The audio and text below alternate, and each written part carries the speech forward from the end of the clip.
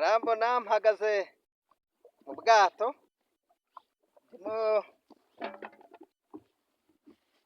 ndimo ndagashya murandeba rwose.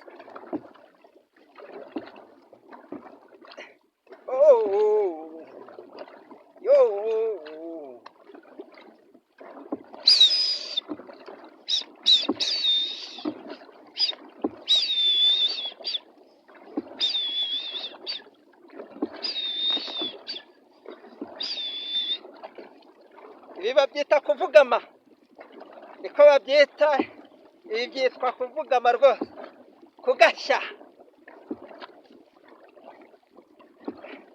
Ibi babyita kugashya, ngira ngo murambona rwose, babyita kugashya. Ndi kugashya amazi.